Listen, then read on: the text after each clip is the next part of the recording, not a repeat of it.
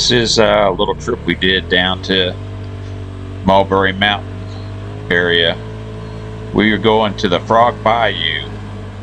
This is the Sunday after Thanksgiving, and they had got rain for about 3 or 4 days before we went down there, but the weather's great when we were there.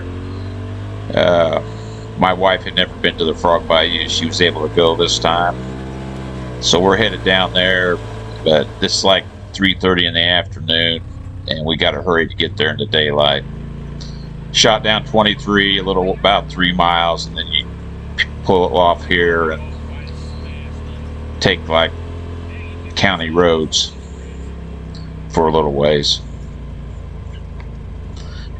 But with the rain they had, no dust at all, and it was sunny. It was about as perfect as you could get for that late in the year. So we're hurrying and trying to get there before the sun goes down so we can see it in the daylight. And it's like a little over 20 miles to get to it from where we were staying.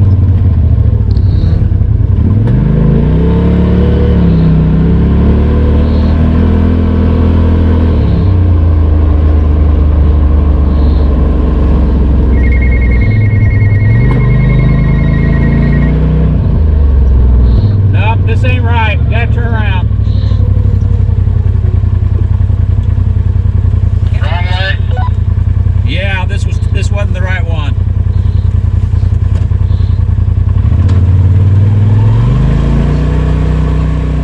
I'll tell you, those Midland radios that me and Mike got, they've been lifesavers for us, being able to communicate. And it makes a big difference later on at the end of the video when we have some problems.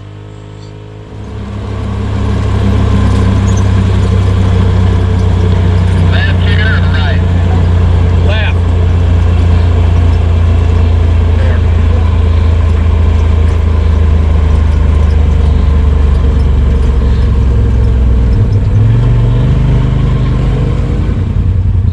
It's cooling off. It was 56 when we started. It's 49 now. Might make it there by daylight.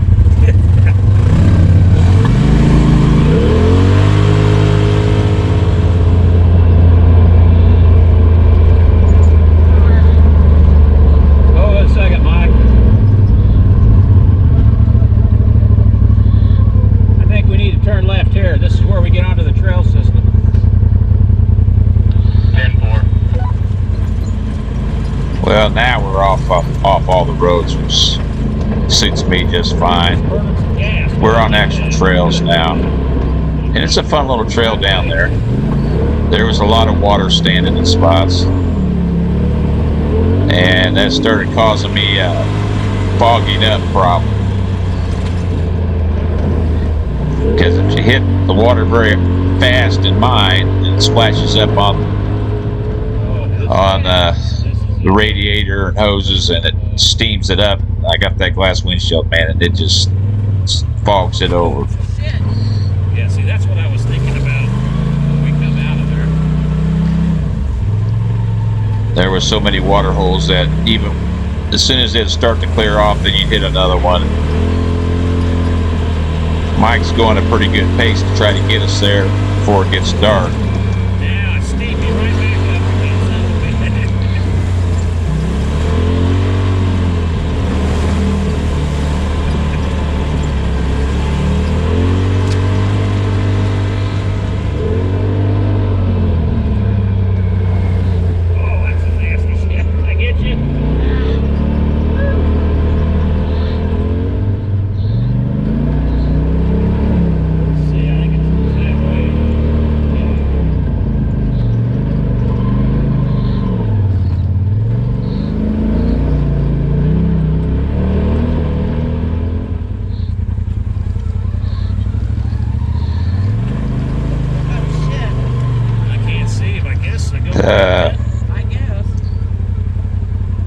If you're wanting to go see the fall leaves, this was a little bit too late. There was some places that still had leaves on them. You probably need to be at least probably 2 weeks before now. I think.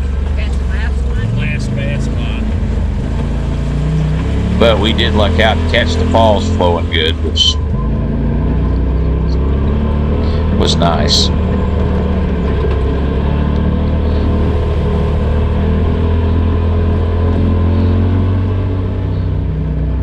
And this here's where at the top of the Frog Bayou Falls coming into it.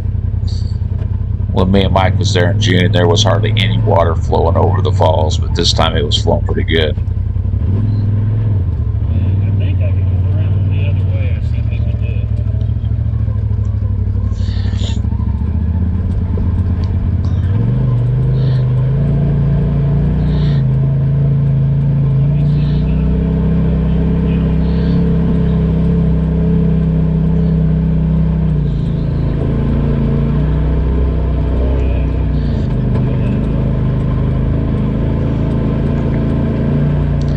So you can see there that falls was really going.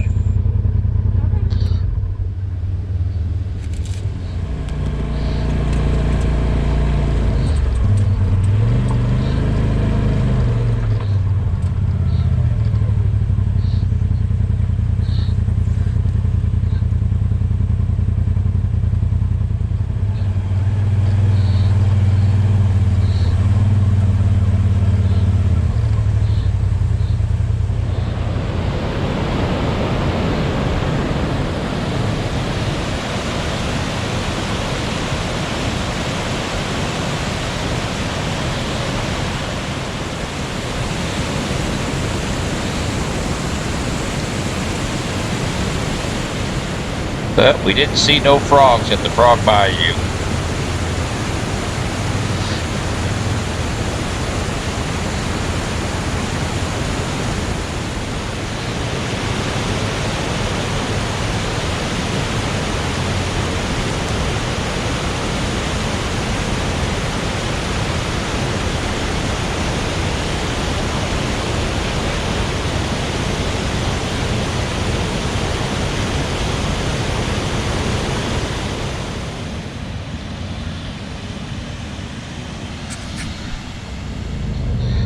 So we're gonna head back. It's gonna get dark on us on the way back. We like to go on a night ride anyway, so we usually go on a night ride the first day we get down there, because we always get down there in the afternoons anyway. So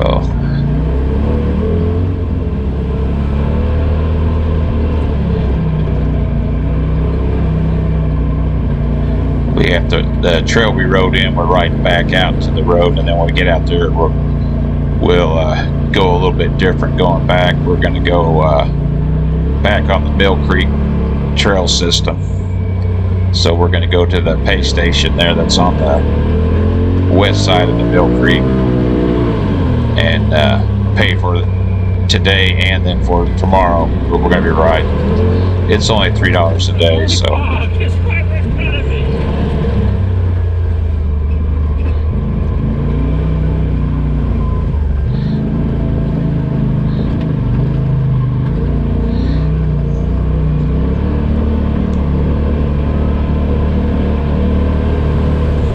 Standing water though.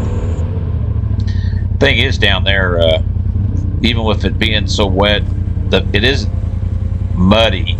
I mean, you can get muddy, and there are a few really muddy spots, but for the most part, it doesn't really matter how wet it is. It's rocky enough that you can go fine. I mean, when we left, our rigs were really muddy at all. They were dirty, but not. Then you can see this fog. Boy, I had treated the inside with anti-fog too,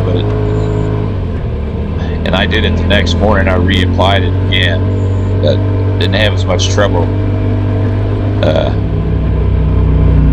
that Monday when we were riding. How the hell can you even see? You know, I've got my van in here. I really don't. Now, you know. I mean, it's not smart. Open it and see if that helps. But about the time it gets cleared off, then we hit something big, and then it just.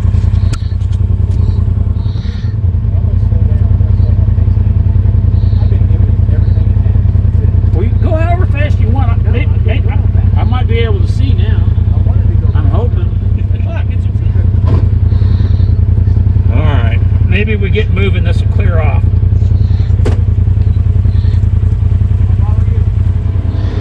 So I've been following Mike the whole day. So now I'm leading. We're on road, so I turn my cameras off because how much of this you want to see. Then Mike calls me, and he had problems. I turn around and go back. I turn my camera back on. When I turn around, there he is on his side. I talk about all the time. I tell you. See, I didn't know what you said. I heard you beeping, and I thought because we just passed where we had turned onto here, and I thought that's where you was at, and you were saying that we was going straight. I didn't hear you say. Yeah. Okay. I'm glad I had those harnesses. They kept me straight right there. I didn't go nowhere. Yeah, they. I was glad.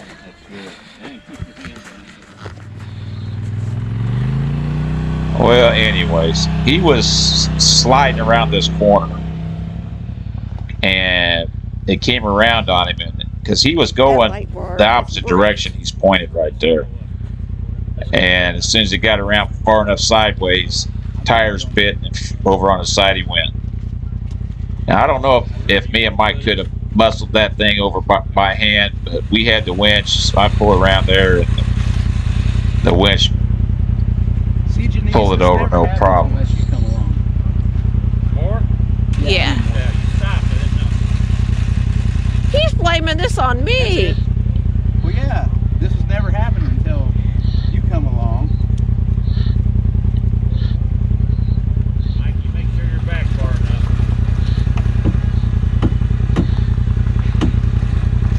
This is the first time me and Mike have been riding that we've had one flip over. But the harnesses are a must. What do you keep going? Just let it drop, Mike? Yeah.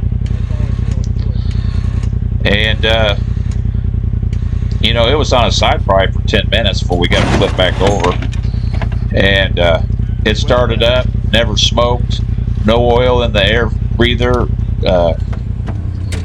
and very little damage, just some cosmetic damage, some scratches on the roll cage and on the door. And he might have tweaked the roll cage a little bit, but pretty lucky. Now here's the entrance to the Mill Creek on the west side. We stopped down here at the pay station, paid our $3 for what we was going to ride that night, and $3 for the next day that we were going to ride, so we would have to pay again. So we ride some of the blue loop to get back to. We're headed back to 23 highways where we're going to end up going. We're going to come out on West Fly Gap Road eventually to 23, and then jump on 23 down to Mulberry Mountain. But it's a fun ride.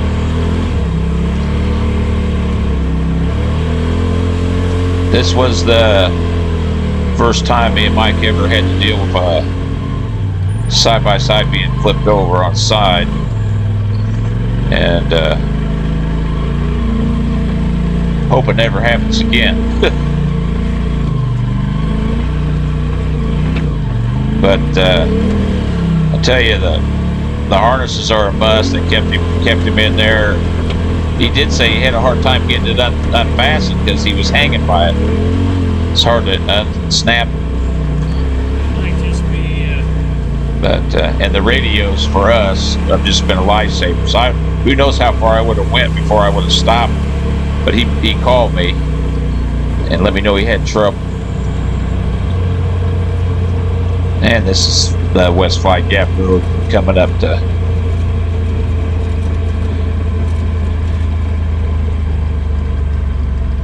Here's 23, and it's a few miles north of where we're staying. I'll tell you, riding without the damn light bar on, realize how good it really works. And here we turn into Mulberry Mountain, and we're staying at the Outlet Cabin. We've stayed there several times. We really like it. It's the first one on the left when you go in. But it was a fun ride, and vengeful ride. Like I said, we've never had we've had to deal with a lot of stuff, but we never had to deal with one on its side. And luckily, very little damage and stuff. Well, here's a picture of mine before we rode. There's Mike's, and there's Mike's on top of the falls there. There's my wife Janice by ours. She didn't want to get out there where the water was, so she's on the dry side.